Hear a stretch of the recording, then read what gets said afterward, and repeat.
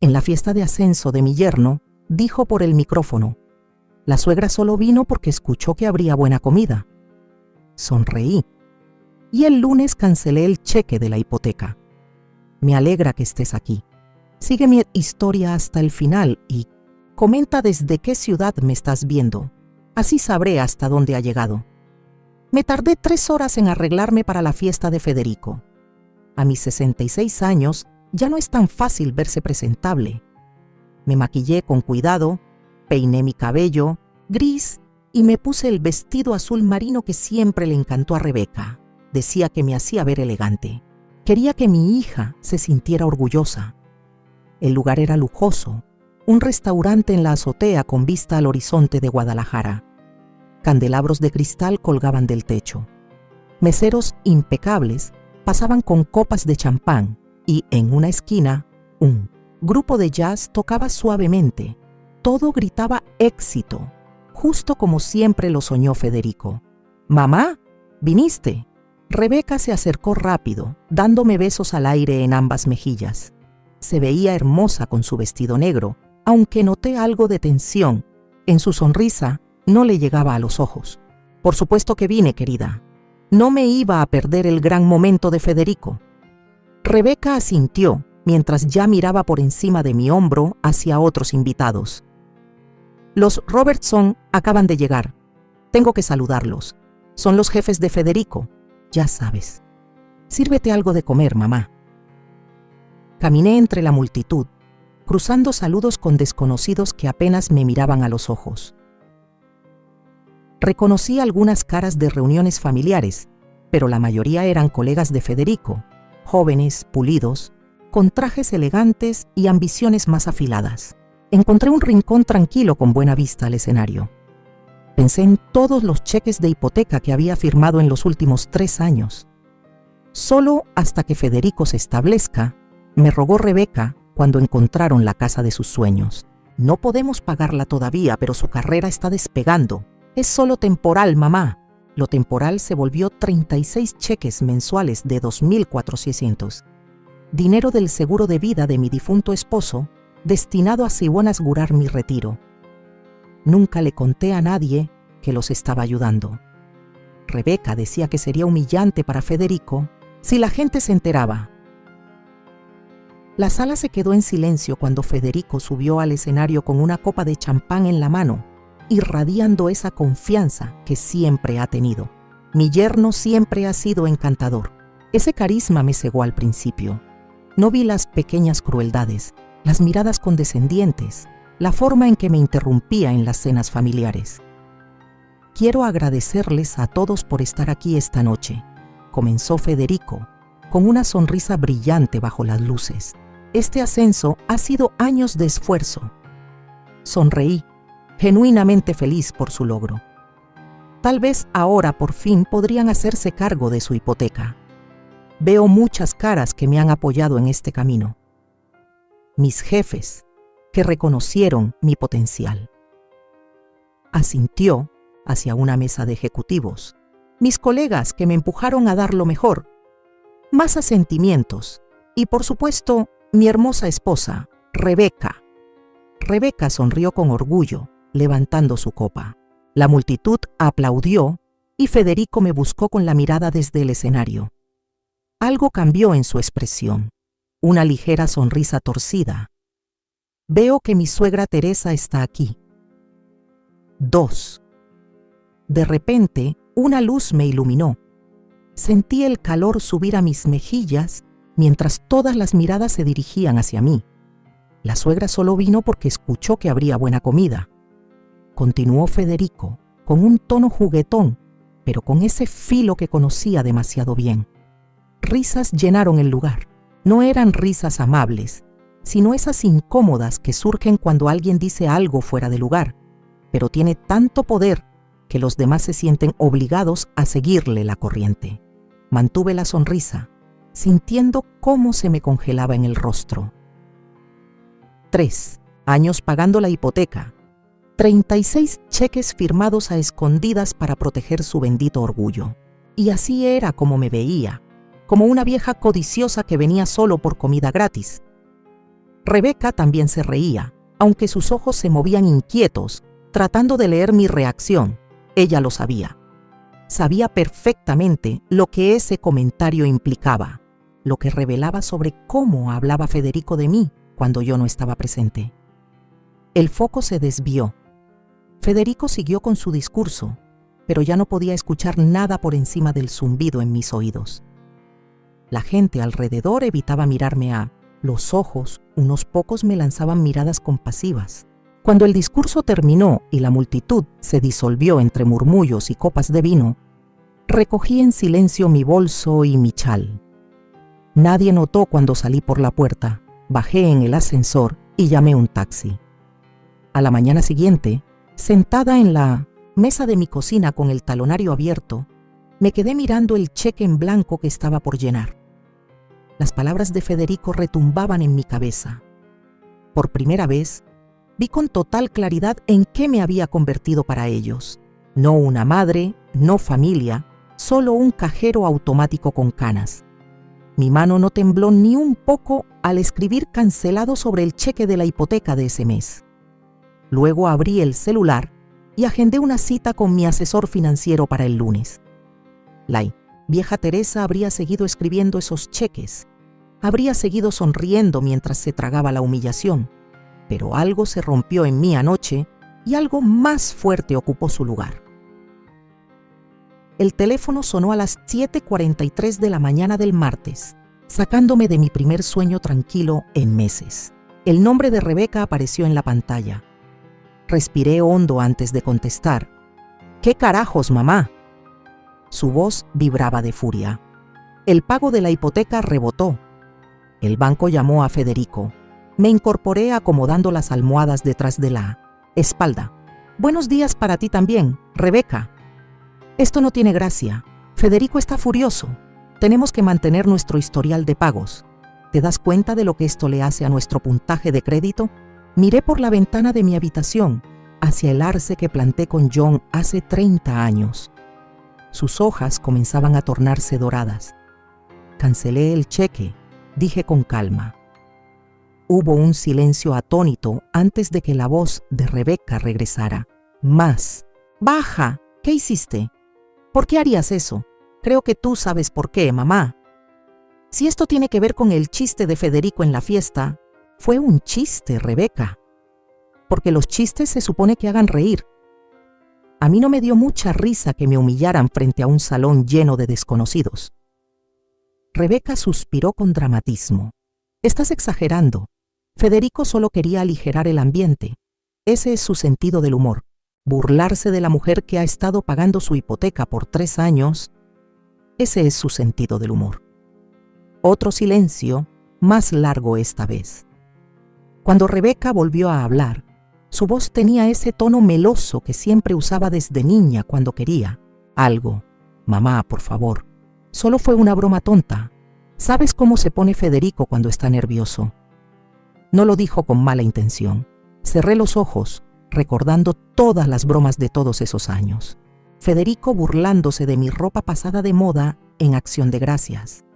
Federico preguntando si por fin había aprendido a usar un celular en Navidad. Federico diciendo en voz alta si todavía era capaz de manejar en mi cumpleaños. Esto no sé. Trata solo de la fiesta, Rebeca. Se trata del respeto, o más bien de la falta de él. Así que nos estás castigando económicamente porque te lastimaron los sentimientos. Su voz se alzó otra vez. Eso es increíblemente mezquino, mamá. La vieja Teresa se habría derrumbado ante esa acusación. La vieja Teresa se habría disculpado. Habría escrito otro cheque, quizá incluso con un poco más para compensar. Pero la mujer que salió de esa fiesta hace 2 noches ya no era la misma. No estoy castigando a nadie. Simplemente estoy deteniendo algo que nunca debía haber comenzado. Federico gana más de 6 cifras. Tú trabajas tiempo completo. Ambos están en sus 40s. No hay ninguna razón para que yo esté pagando su hipoteca. Contábamos con ese dinero. El control de Rebeca se le escapaba. El pánico asomaba en su voz. Tenemos la villa reservada en la Toscana el mes que viene y acabamos de pedir muebles nuevos para el solario. Sentí un frío extendiéndose en mi pecho. Han estado usando mis pagos de hipoteca para financiar vacaciones de lujo y muebles. Eso no era lo que quería decir Rebeca, tropezando con sus propias palabras. Necesitábamos ese dinero para la hipoteca. Así podíamos permitirnos otras cosas. Así es como funcionan los presupuestos, mamá. Ya veo. Y yo que pensaba que los ayudaba a mantener un techo sobre sus cabezas, no a financiar su estilo de vida. Estás siendo cruel. La voz de Rebeca se quebró después de todo lo que hemos hecho por ti. Eso me detuvo en seco. ¿Qué exactamente han hecho por mí, Rebeca? Nos aseguramos de invitarte a todos nuestros eventos. Te llamamos en los días festivos. Federico arregló tu triturador de basura el año pasado. Casi me reí por lo absurdo. Y a cambio les he dado más de $86,000. La línea se quedó en silencio. Podía escuchar la respiración de Rebeca, probablemente buscando otra forma de manipularme. «Mamá», dijo al fin, con esa voz melosa de nuevo. «Sé que estás molesta». «No, dejemos que un malentendido arruine nuestra relación. ¿Por qué no vienes a cenar este fin de semana? Podemos hablarlo como adultos. No voy a cenar, Rebeca. Y no voy a escribir más cheques. No puedes simplemente cortarnos así». Toda apariencia de dulzura desapareció. ¿Qué clase de madre abandona a su familia? Esa palabra abandona me golpeó como un puñetazo. Por un momento, estuve de nuevo en ese restaurante en la azotea, congelada bajo la luz, mientras desconocidos se reían del chiste de Federico. «No he abandonado a nadie», dije en voz baja. «Solo dejé de dejarme usar.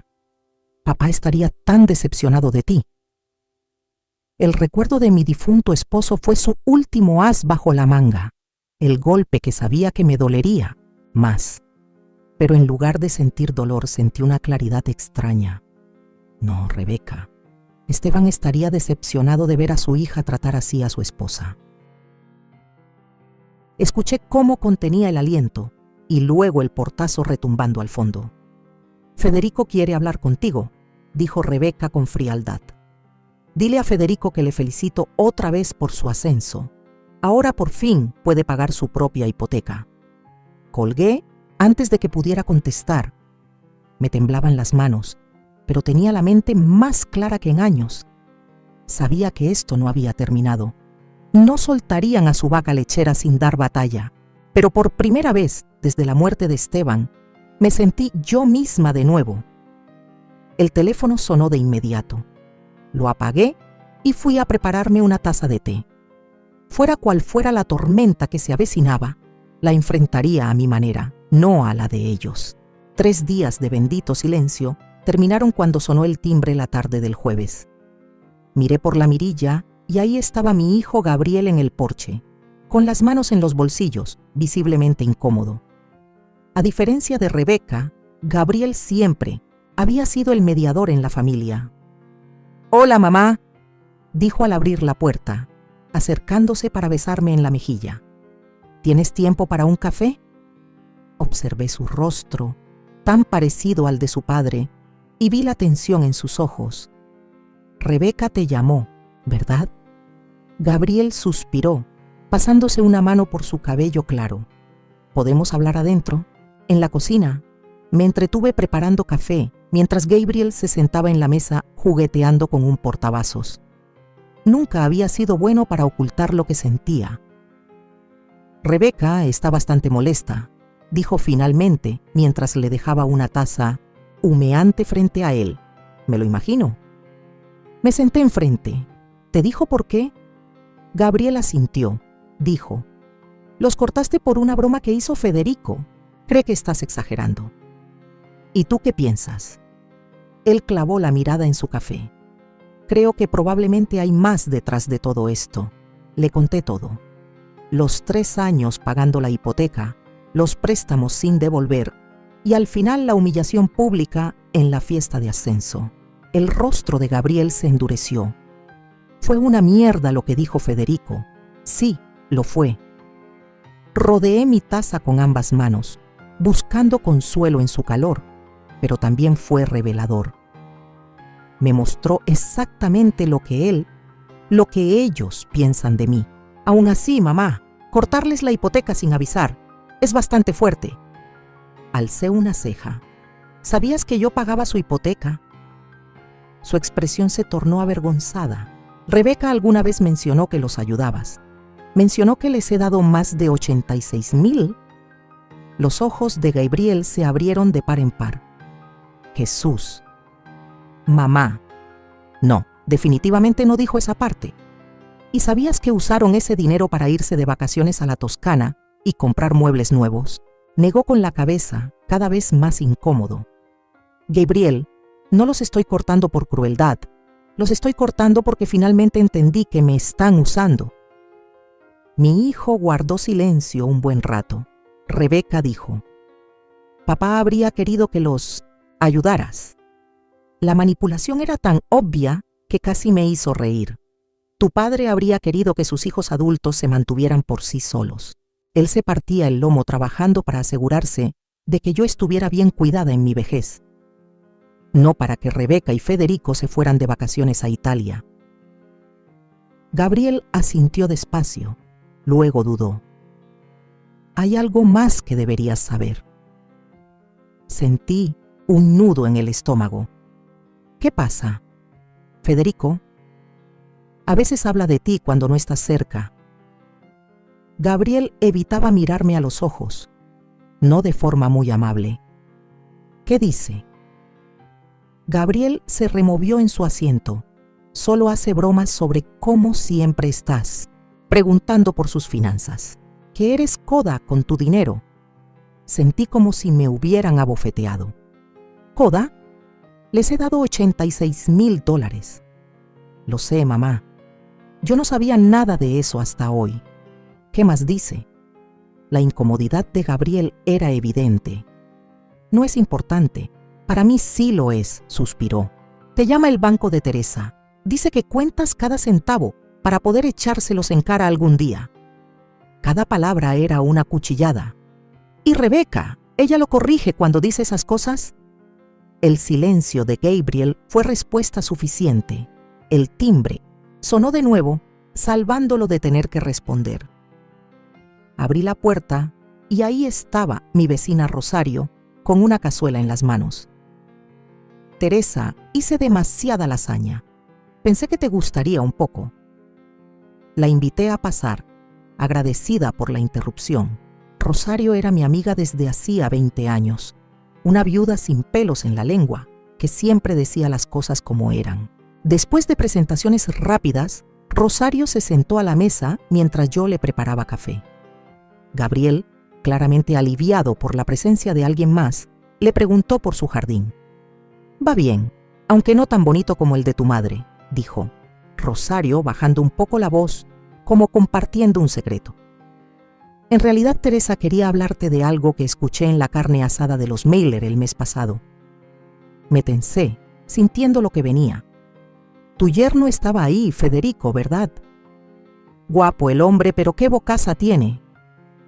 Rosario negó con la cabeza. Estaba contando a unos junto a la mesa de bebidas sobre tu pensión, llamándote, y me disculpo por repetirlo. Un cajero automático con arrugas. Gabriel se quedó lívido. No, no puede ser. Me temo que sí, confirmó Rosario. Dijo algo sobre lo conveniente que era tener una suegra con una pensión jugosa y sin nadie en quien gastarla más que en ella misma. La habitación quedó en silencio. Me quedé de pie en la cocina, de espaldas a ellos, luchando por mantener la compostura. Mamá, lo siento muchísimo, dijo finalmente Gabriel. No tenía idea de que fuera tan grave. Me di la vuelta, sorprendida de sentirme más decidida que herida. Bueno, ahora todos sabemos exactamente dónde estamos parados. Rosario extendió la mano y me dio una palmada. ¿Sabes lo que solía decir mi Gerald? Cuando alguien te muestra quién es, créelo la primera vez. Asentí, sintiéndome de pronto agradecida por la broma pública de Federico. Sin ella, tal vez habría seguido firmando esos cheques durante años, ciega al desprecio escondido tras sus sonrisas fingidas. Gabriel se quedó 1 hora más. Al irse, me abrazó con fuerza. Hablaré con Rebeca, prometió. Esto no está bien. Lo vi alejarse en su coche sin esperar mucho. Rebeca siempre había sido terca y se casó con un hombre igual de necio. Esa noche, saqué la caja donde había guardado, con cuidado obsesivo, todos los registros financieros de los últimos años. Préstamo tras préstamo, cheque tras cheque, todo documentado con fechas y cantidades. Algunos eran para la hipoteca, otros para emergencias que curiosamente coincidían con compras lujosas. Al revisar los papeles, un frío me recorrió el cuerpo. No se trataba solo de una broma cruel. Eran años siendo aprovechada por las personas que más debieron cuidarme. Era hora de cerrar el banco de Teresa para siempre. A la mañana siguiente fui al Coastal Credit Union con Beatriz, la asesora financiera, que me ha ayudado a manejar mis cuentas desde que murió Esteban. Me miró por encima de sus lentes cuando le conté la situación. A ver si entendí bien, Teresa. Has estado pagando la hipoteca de tu hija y tu yerno por 3 años sin contarle a nadie. Asentí, sintiendo vergüenza al decirlo en voz alta. ¿Y quieres saber cuánto les has dado en total? Sí, he llevado mis registros, pero quiero asegurarme de no haber pasado nada por alto. Beatriz tecleó rápido. Sus labios se apretaron. Al revisar mis cuentas, Teresa, hay muchos retiros aquí, no solo los pagos mensuales de la hipoteca. Giró el monitor hacia mí. Además de los 2.400 mensuales, había decenas de otros retiros.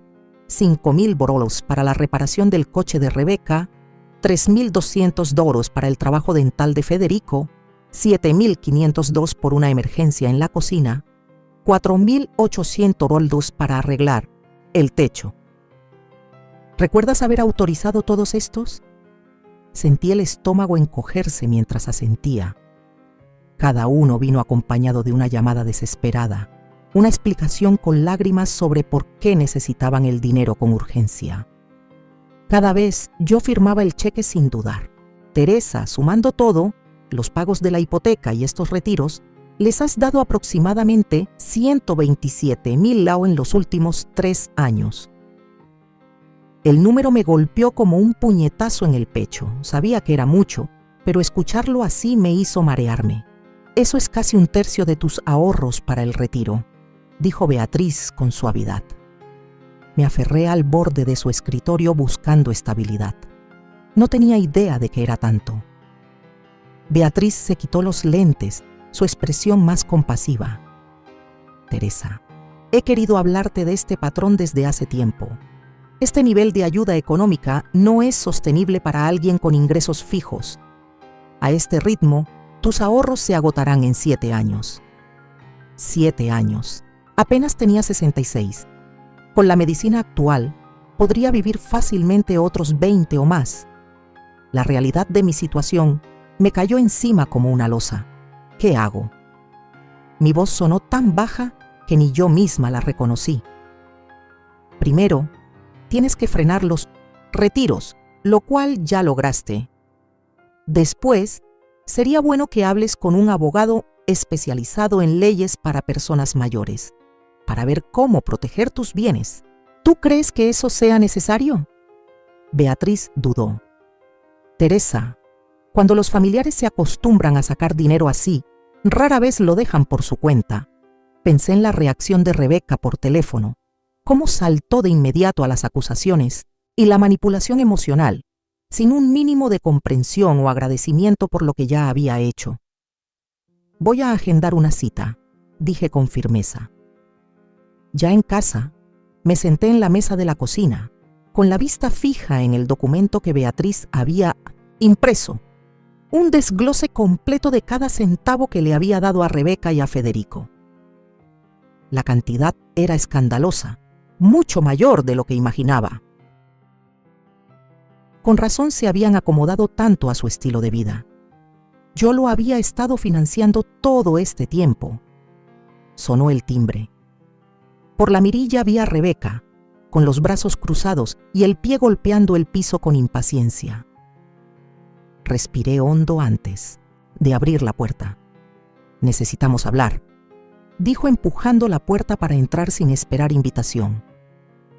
La seguí hasta la sala, donde caminaba de un lado a otro como un animal enjaulado. Gabriel dice: «¿Crees que te hemos estado usando por tu dinero?», soltó acusadora. «¿No lo han hecho?». Rebeca se detuvo con el rostro enrojecido.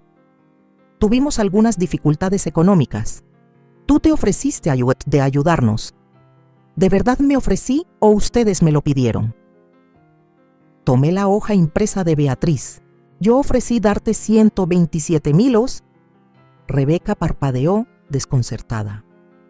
«No puede ser tanto». «Lo es. Aquí tengo los registros». Recuperó la compostura en segundos. «¿Y qué? ¿Tienes dinero, mamá? Papá te dejó bien. ¿En qué más vas a gastarlo? Tal vez en mi propia jubilación, en atención médica cuando envejezca, o simplemente en cosas que me den alegría, en lugar de financiar el estilo de vida extravagante de ustedes dos». La expresión de Rebeca se endureció. «Todo esto es por la estúpida broma de Federico, ¿verdad? Nos estás castigando porque te lastimó. Esto no se trata de castigo. Es darme cuenta de que me han estado aprovechando». ¿Aprovechando? Rebeca soltó una risa amarga. «Has vivido en esta casa por 40 años. No tienes hipoteca. Tus únicos gastos son tus plantitas y lo básico para vivir. Y eso te da derecho a vaciar mis ahorros. Somos familia. La familia se ayuda». ¿Dónde estaba ese espíritu familiar cuando Federico se burlaba de mí en su fiesta? ¿Dónde estaba cuando me llamó un cajero automático con arrugas en el asado de los Miller? Los ojos de Rebeca se abrieron un poco, señal de que sabía del comentario. Solo estaba bromeando. «No, Rebeca, la gente bromea con lo que le causa gracia. A Federico claramente le parece divertido exprimirme económicamente». «¿Exprimirte? ¡Qué exageración! Pensábamos devolverte el dinero». Alcé una ceja. «¿Cuándo?». Se quedó sin palabras. «¿Cuándo?». «Cuando estuviéramos más estables económicamente. Ustedes ganan más de 200,000 al año entre los dos. Tienen una casa que jamás podrían pagar sin mi ayuda. Te vas de vacaciones de lujo y compras muebles de diseñador. ¿En qué momento pensabas volverte financieramente estable?». La puerta principal se abrió y Federico entró sin tocar. Tenía el rostro encendido de rabia. «Ahí estás», le dijo a Rebeca. «Te dije que no vinieras sola». «No recuerdo haber invitado a ninguno de ustedes», respondí con calma. Federico se volvió hacia mí, sin rastro de ese encanto que solía usar. «Mira, Teresa, esto ya se pasó. De la raya. Necesitamos ese pago de la hipoteca». Levanté el documento financiero. «¿Sabías que tú y Rebeca me han sacado 127,000 dólares en los últimos 3 años? Él miró el papel, sin mostrar el menor interés. «¿Y qué? No es como si te estuviera faltando dinero, y tampoco es que tengas a alguien más en quien gastarlo». Su frialdad me dejó sin palabras. Rebeca, tal vez notando que estaba perdiendo el control de la situación, intentó otro enfoque. «Mamá, somos familia. Siempre hemos estado contigo. ¿Te acuerdas cuando te caíste el año pasado? ¿Quién te llevó al hospital?». «¿Tú?», respondí. «Después de que te llamé 3 veces y te pasaste todo el camino quejándote porque perdiste tu cita con el estilista». Rebeca se sonrojó. Federico dio un paso al frente, bajando la voz a ese tono persuasivo que usaba con sus clientes. «Teresa, tienes que entender nuestra situación. Hemos construido una vida con ciertas expectativas económicas. No puedes simplemente quitarnos el piso de un momento a otro». Lo miré, de verdad lo miré, y por primera vez vi con claridad al hombre calculador detrás de la fachada encantadora. «No les estoy quitando nada, Federico. Simplemente estoy cerrando mi chequera». «¿Y qué hay de nuestra hipoteca?», exigió. «Nuestro estilo de vida suena como un problema que ustedes tendrán que resolver». Me puse de pie, dando por terminada la conversación. «Ahora, a menos que hayan venido a agradecerme los 127,000 dólares que ya les di, creo que deberían irse». El rostro de Federico se oscureció. «Te vas a arrepentir. Teresa, no eres tan independiente como crees». La amenaza quedó flotando en el aire mientras los acompañaba a la puerta. Al cerrarla tras ellos, me di cuenta de que mis manos no temblaban, mi corazón estaba tranquilo. La Teresa de antes habría estado angustiada, dispuesta a hacer lo que fuera para arreglar las cosas. Pero la mujer que se quedó de pie en esa casa silenciosa, escuchando cómo su coche se alejaba con furia por el camino, ya no temía su desaprobación. Estaba demasiado ocupada reencontrándose con su dignidad. Las semanas siguientes a mi enfrentamiento con Rebeca y Federico trajeron un silencio helado que no sentía desde la muerte de mi esposo. Ni llamadas, ni mensajes, ni visitas sorpresa pidiendo dinero. Según lo que me dijo Gabriel, se estaban reorganizando, lo cual interpreté como que estaban tramando su siguiente jugada. Aproveché ese silencio para empezar a recuperar mi vida.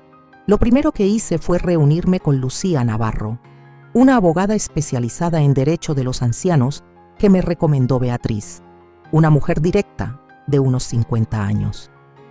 Me escuchó con atención, sin juzgar. «Desafortunadamente, lo que describes es bastante común», dijo. Explicó que el abuso financiero dentro de las familias hacia los adultos mayores es muy frecuente, especialmente cuando hay una buena cuenta de retiro de por medio. No lo llamaría abuso exactamente, empecé a decir, pero me detuve. Esa era la vieja Teresa hablando, la que justificaba todo y le quitaba peso al daño. Los ojos de Lucía se suavizaron. «Teresa, si alguien más te contara esta historia sobre una viuda a quien su hija y su yerno le quitaron 127,000 y luego se burlaron de ella a sus espaldas, ¿cómo lo llamarías tú?» Tragué saliva. «Abuso». «Exactamente, y casi nunca se detiene. Por sí solo». Se inclinó hacia adelante. «Vamos a hablar de cómo proteger tus bienes». Al terminar la reunión, tenía un plan claro: actualizar mi testamento, establecer un fideicomiso con Gabriel como cotutor y redactar poderes notariales que dejaran claro que ni Rebeca ni Federico tendrían autoridad alguna sobre mis decisiones financieras. «¿Y mi casa?», pregunté. «Es lo más valioso que tengo». Lucía asintió. «También podemos incluirla en el fideicomiso. Así nadie podrá presionarte para que la vendas o saques préstamos con ella como garantía». Al salir de su oficina, sentí que me quitaba un peso enorme de encima. Durante años había cargado con la responsabilidad de mantener a flote a Rebeca y a Federico. Ahora estaba tomando medidas para protegerme, no solo a nivel económico, sino también a nivel personal, por mi dignidad. Decidí enfocar mi energía en cosas que realmente me dieran alegría. El proyecto del jardín comunitario había estado meses esperando en mi lista de pendientes.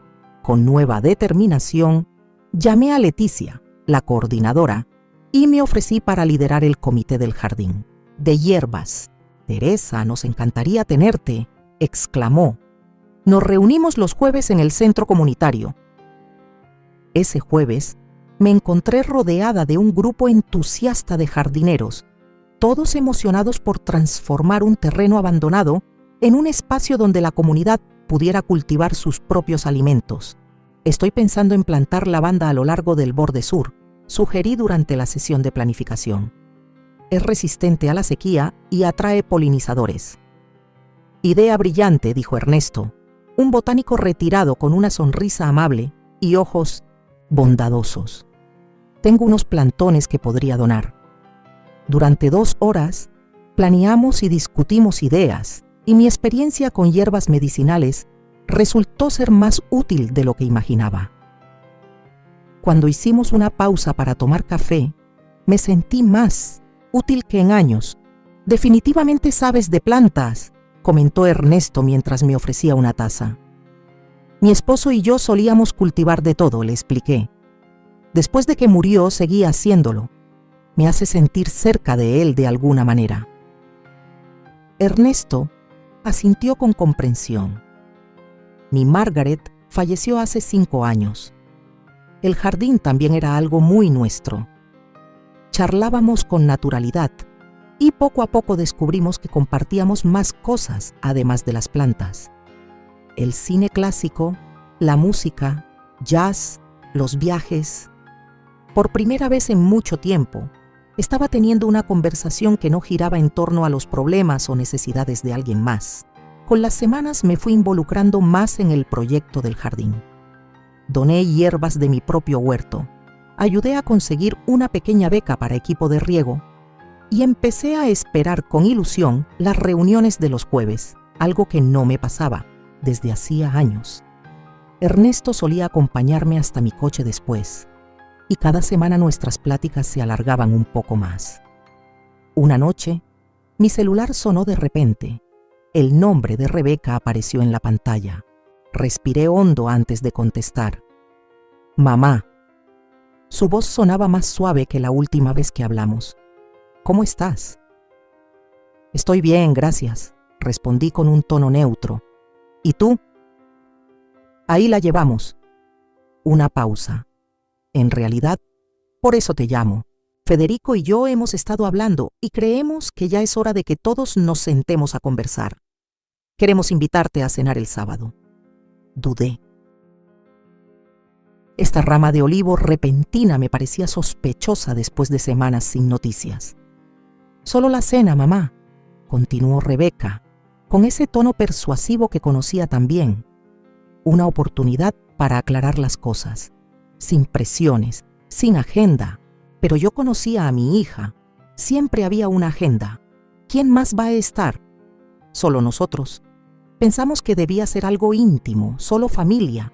Recordé las advertencias de Lucía sobre sus intentos constantes de manipulación. Pensé en los $127,000 que ya no existían. Pensé en el cajero automático con arrugas. Estaré encantada de ir a cenar, dije al fin. Rebeca soltó el aire, aliviada. Genial. A las 7:00, Federico va a preparar su famoso pollo rostizado. Al colgar, me quedé sentada en silencio, considerando la invitación. No era una ofrenda de paz, era un movimiento calculado. Ya se habían dado cuenta de que los enfrentamientos furiosos no funcionaban. Ahora estaban cambiando de estrategia, usando un enfoque más suave. Pero el objetivo seguía siendo el mismo: acceder a mi dinero. Llamé a Gabriel para escuchar su punto de vista. ¿Te invitaron a cenar? Sonaba sorprendido. Qué curioso el momento. ¿A qué te refieres? Pues... dudó. Tal vez no debería decir nada, pero Federico ha estado teniendo problemas en el trabajo. El ascenso no está saliendo como esperaba, y la hipotecaria les mandó un aviso por pagos atrasados. Asimilé la información, las piezas encajando una por una. Claro que querían arreglar las cosas ahora. Me necesitaban otra vez. Le dije a Rebeca que iría. ¿Estás segura de que es buena idea, mamá? Sí, respondí con firmeza. Pero esta vez voy con los ojos bien abiertos. La noche de la cena, me vestí con cuidado. Una blusa azul profundo y pantalones negros. Elegante, pero sin parecer que me estaba esforzando demasiado. Llevé una botella de vino, no del tipo caro que habría elegido antes, pero sí una opción decente de gama media. Mientras manejaba hacia su casa, esa hermosa colonial con la hipoteca que yo seguía pagando, me sentía curiosamente tranquila. La antigua Teresa habría estado ansiosa, desesperada por arreglar las cosas a cualquier precio. Pero esa mujer ya no existía. Había sido reemplazada por alguien que sabía cuánto valía. Me estacioné en la entrada y noté lo impecable que estaba el jardín. La emergencia de jardinería que financié la primavera pasada ciertamente había dado frutos hermosos. Rebeca abrió la puerta antes de que pudiera tocar el timbre, saludándome con un abrazo entusiasta que se sentía ensayado. «Mamá, te ves increíble. Pasa, pasa». Federico apareció en el pasillo, con esa sonrisa encantadora como si nuestro último encuentro nunca hubiera sucedido. «Teresa, qué gusto verte. ¿Puedo tomar tu abrigo? Ese vino se ve delicioso». Le entregué la botella, mirándolo directamente a los ojos. Su sonrisa titubeó un segundo antes de recomponerse. «¿La cena? Casi está lista. ¿Por qué no tomamos algo en la sala primero? Lo seguí a la sala, decorada con una perfección que rayaba en lo teatral. Noté los muebles nuevos, probablemente los del solario que Rebeca mencionó durante nuestra pelea. Me senté en el borde del sofá y rechacé el cóctel que me ofreció Federico, pidiendo agua en su lugar. Entonces, dije con tono amable, querían aclarar las cosas. Rebeca y Federico se miraron. La trampa estaba puesta. Ahora faltaba ver si entraría voluntariamente o si por fin había aprendido a reconocer el anzuelo. Federico carraspeó, dejando su copa de vino sobre la mesa con una precisión estudiada. Teresa, hemos tenido tiempo para reflexionar sobre todo lo que ha pasado. Sí, intervino Rebeca, con una voz empapada en falsa dulzura. Nos hemos dado cuenta de que hubo una falta de comunicación. Bebí un sorbo de agua y esperé. Los años me habían enseñado que cuando Rebeca decía comunicación, en realidad quería decir obediencia. La verdad es, continuó Federico, inclinándose hacia adelante con esa seriedad tan bien ensayada, nunca te agradecimos como debimos por ayudarnos con la hipoteca. Estuvo mal de nuestra parte. Lo estuvo, asentí con calma. Mi reconocimiento simple pareció desconcertarlo por un momento. Miró a Rebeca, quien tomó el control con suavidad. Mamá, la familia se apoya, eso siempre nos lo enseñaste.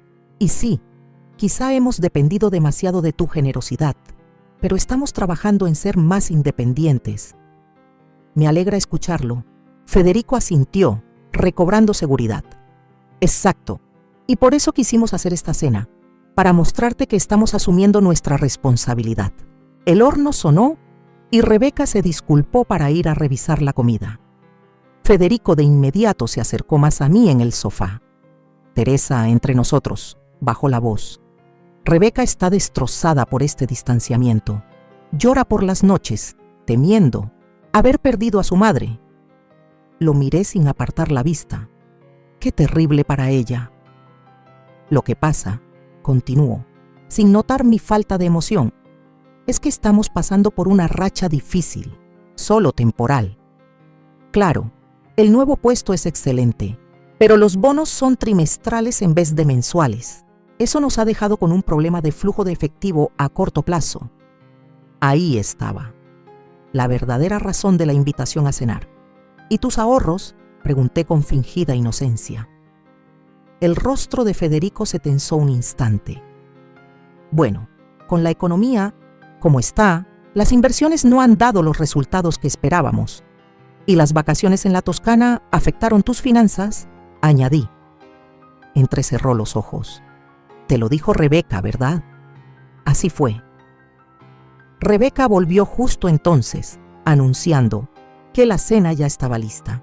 Pasamos al comedor donde había preparado una mesa elegante, usando la vajilla de mi abuela que le había regalado hace años, brillando bajo la luz de las velas.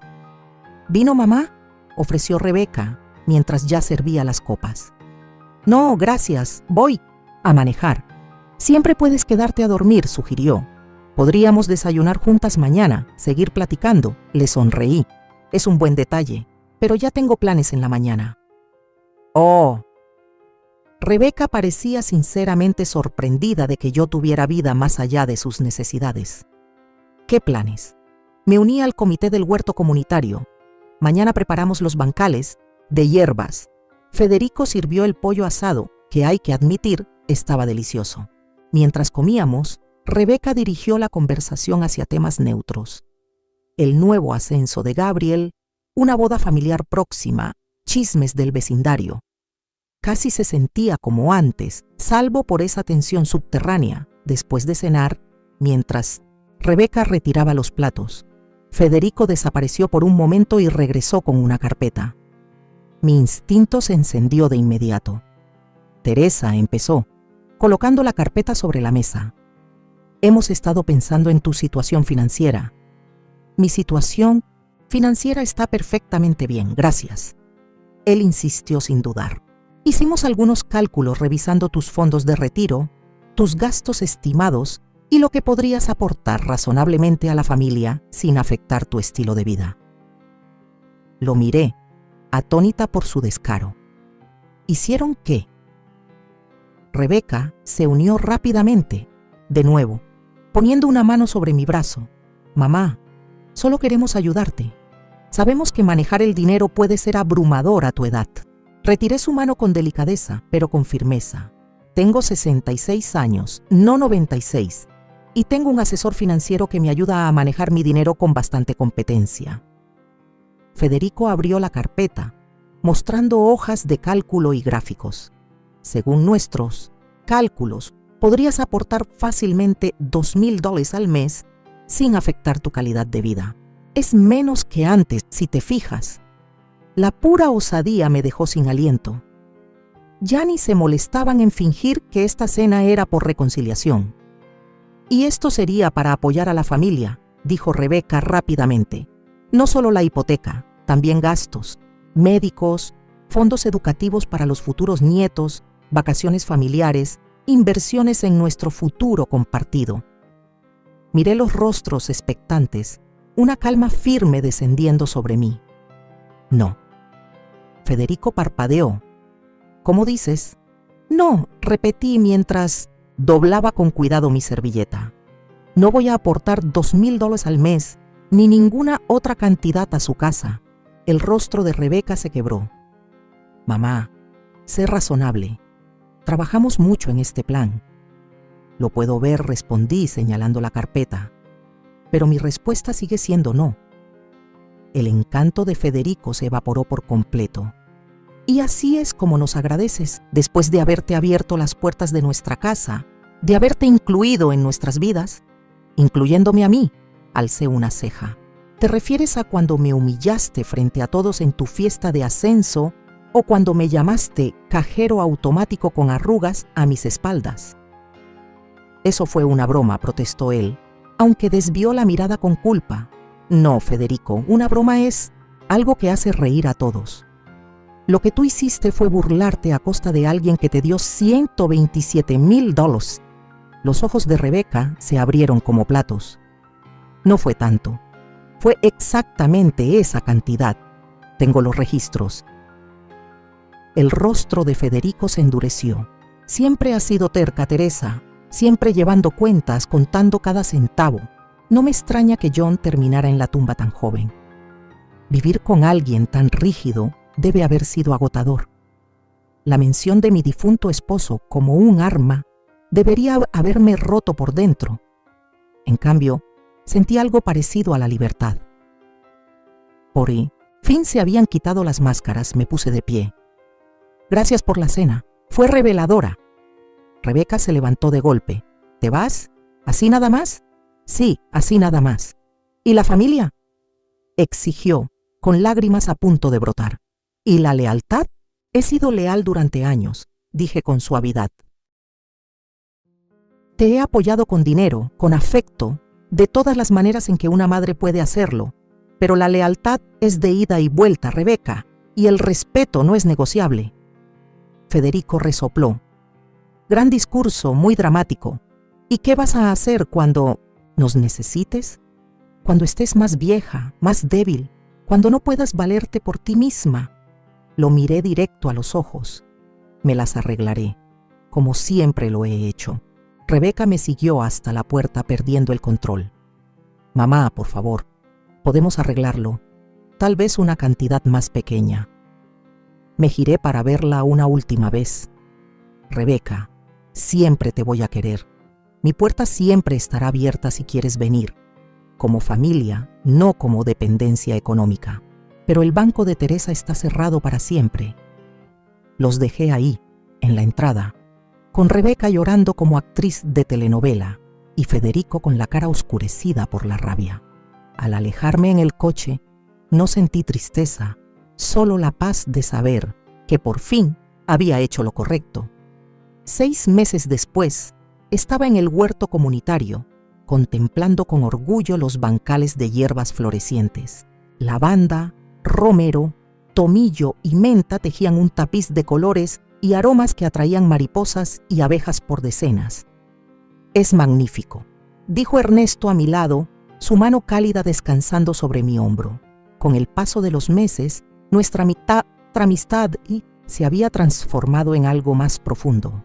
Compañía, apoyo y, con el tiempo, una ternura que nos sorprendió a ambos.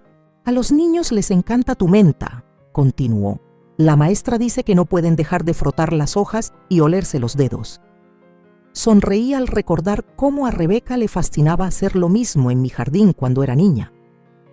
El recuerdo me provocó esa punzada conocida, pero ya no dolía como antes. Mi celular vibró con un mensaje de texto de Gabriel. Todo listo para el almuerzo de mañana. Renata está emocionada por ver a tu abuela, contesté de inmediato para confirmar. Mi relación con mi hijo se había fortalecido en los últimos meses al verme mantenerme firme. Incluso había empezado a traer con frecuencia a su hija Renata de visita. Un deseo genuino de tener una familia unida, no una movida estratégica por dinero. Rebeca y Federico por fin habían vendido sus 2 casas carísimas y se mudaron a un lugar que realmente podían pagar.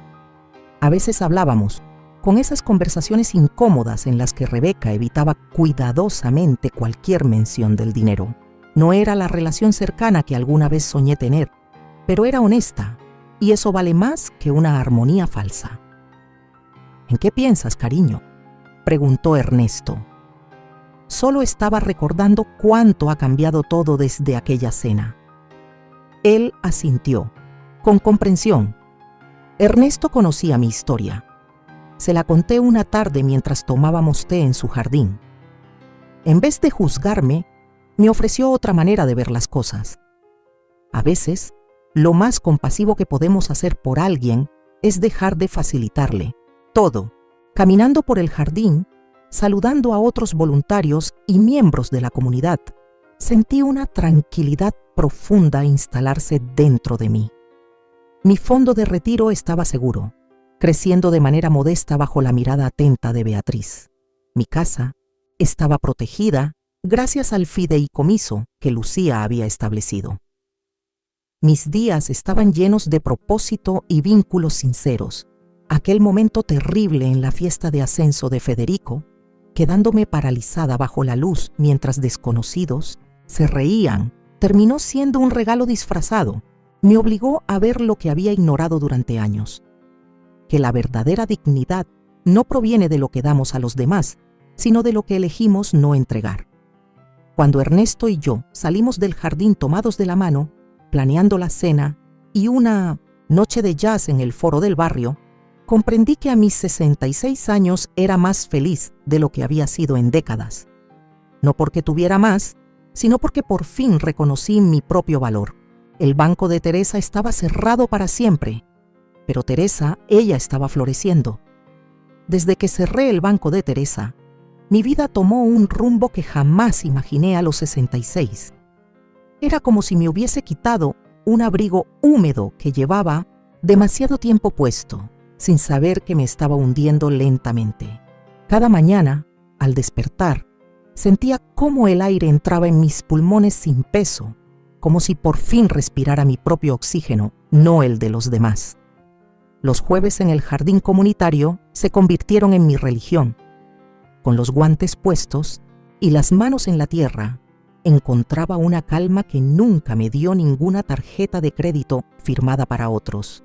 El olor de la lavanda al mediodía, el murmullo de las hojas mecidas por el viento, las risas de los voluntarios, todo eso me anclaba al presente. Una señora de cabello blanco como el mío me preguntó un día si siempre había sido tan buena con las plantas. Me reí. No, le dije.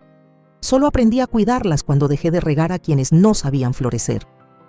Ernesto empezó a venir más seguido, ya no solo los jueves.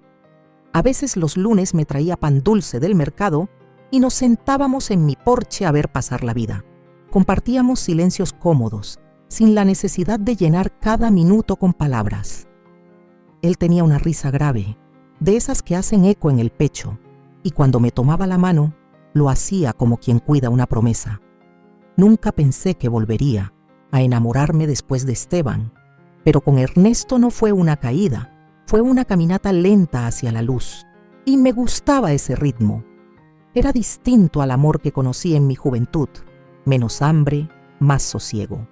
No necesitaba, me hice socia del Centro Cultural del barrio. Tomé clases de acuarela, algo que siempre quise probar pero que nunca creí tener tiempo o derecho a hacer. En mis primeras pinturas todo era torpe, colores desbordados, trazos temblorosos, pero con cada intento, el pincel respondía mejor, como si mi alma se atreviera poco a poco a ocupar espacio. Una tarde, pinté una lavanda en tonos azules, no lilas, y alguien me preguntó por qué. Porque así la recuerdo en mis sueños, respondí, y sentí que, por fin, podía decir eso sin sentirme ridícula.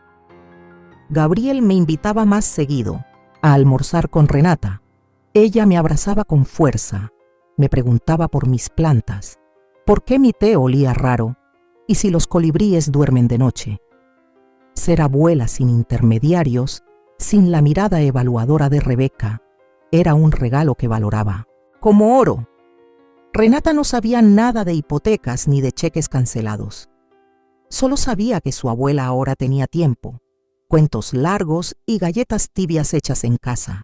Y Rebeca, bueno, manteníamos una distancia prudente.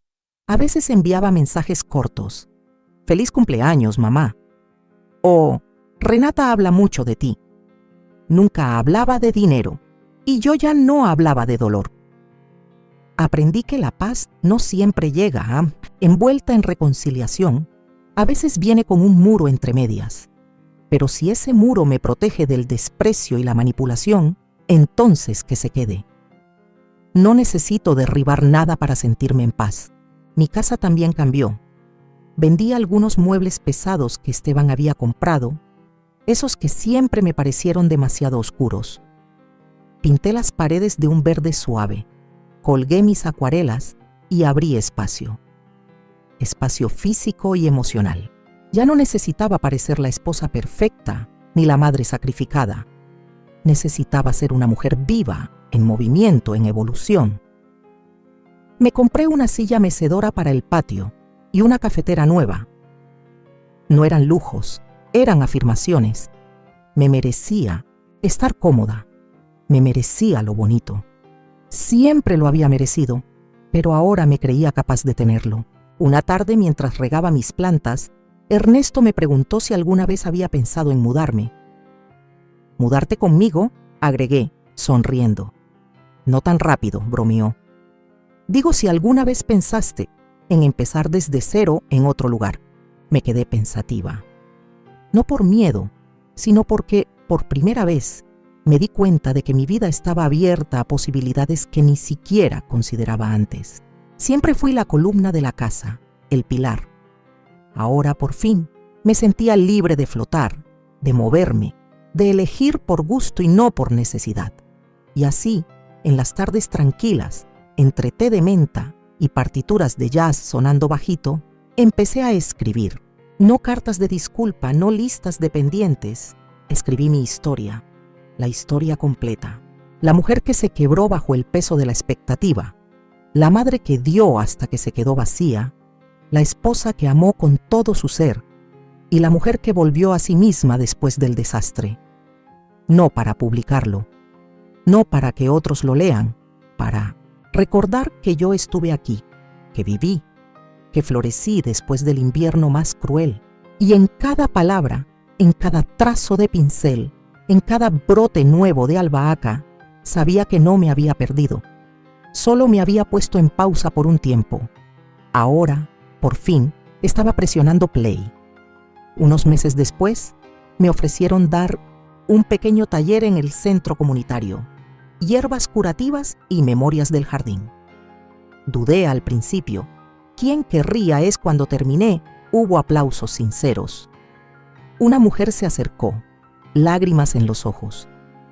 «Yo también sostengo a mis hijos, Teresa», me dijo, «pero después de oírte, creo que necesito sostenerme a mí misma primero». Le apreté la mano, reconociendo en ella a la Teresa de hace no tanto. Porque no basta con florecer, a veces también hay que podar. Y cortar lo que duele también es una forma de amar. Mis días comenzaron a llenarse sin esfuerzo. Clases de pintura los martes, jardín los jueves, paseos con Ernesto los sábados.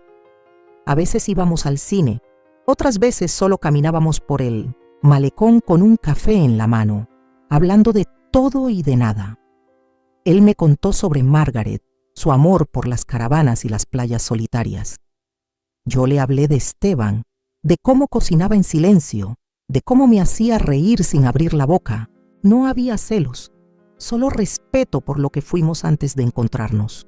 Un día, sin aviso, Ernesto me tomó la mano frente a todos en el mercado y dijo: «Ella es mi compañera».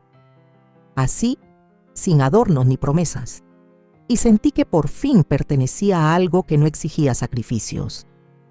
Gabriel y Renata siguieron siendo parte de mi vida, constantes como el sol. Gabriel me ayudó a reorganizar mis finanzas. Me presentó con un contador que me habló sin condescendencia y sin fórmulas enredadas. Empezamos a planear viajes pequeños, una escapada a las montañas, un retiro de escritura en otoño, cosas que nunca pensé hacer, pero que ahora sentía como pequeños regalos que la vida me debía y que finalmente me atreví a aceptar. Rebeca siguió siendo Rebeca. Nos vimos en Navidad. Me abrazó con fuerza, me dijo: «Te extrañé», y se pasó el resto de la noche hablando con otras personas.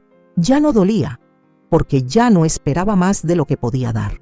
A veces me escribía para contarme que estaban mejor, que habían empezado terapia de pareja, que estaban haciendo cambios.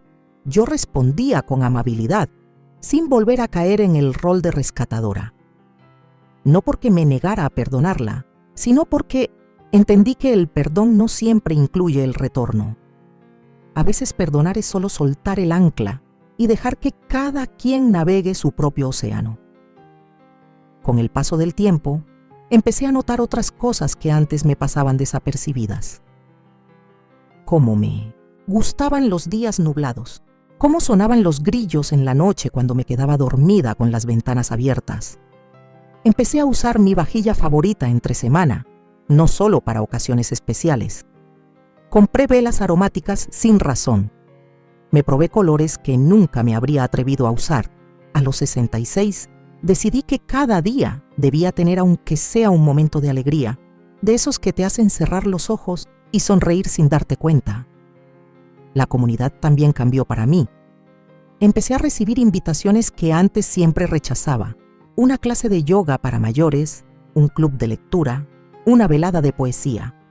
Me apunté a todo lo que me despertara curiosidad. En el club de lectura, leímos a autoras que nunca conocí en mi juventud. Voces femeninas llenas de fuerza, rabia y ternura. Mujeres que, como yo, habían esperado demasiado tiempo para ser escuchadas. Lloré en más de una sesión, no por tristeza, sino por reconocimiento. Una noche, mientras compartía una copa de Menemé, vino con Ernesto en el porche. Le dije: «A veces me da miedo que esto sea solo una pausa, que vuelva a caer en lo de antes». Él me miró con esa ternura sin juicio que lo caracterizaba. «Teresa», dijo, «una vez que ves tu valor, no puedes dejar de verlo. Podrás tener días grises, pero ya no vivirás en la oscuridad». Esa frase se me quedó grabada, porque tenía razón. No todo era perfecto. A veces la soledad me visitaba, como un huésped no invitado. A veces me dolía recordar las décadas que perdí tratando de ganarme un amor condicionado. Pero esos momentos eran fugaces, como nubes pasajeras. Y yo había aprendido a esperar el sol sin miedo. A mis 67 años, me sentía más viva que nunca. No porque hubiese ganado una batalla, sino porque había elegido no seguir peleando la equivocada. Ya no me definía el título de madre ejemplar, ni el rol de esposa devota. Me definía mi jardín, mi risa, mis silencios, mis elecciones. Y si alguien me preguntaba hoy quién era, respondería sin titubeos: soy Teresa, y por primera vez en 1270. Mi vida, eso es más que suficiente. Ahora tengo curiosidad por ti, que estás escuchando mi historia. ¿Qué harías si estuvieras en mi lugar? ¿Te ha tocado vivir algo parecido? Déjamelo en los comentarios. Mientras tanto, te dejo en la pantalla final otras 2 historias que son favoritas del canal y que sin duda te van a sorprender. Gracias por quedarte hasta aquí.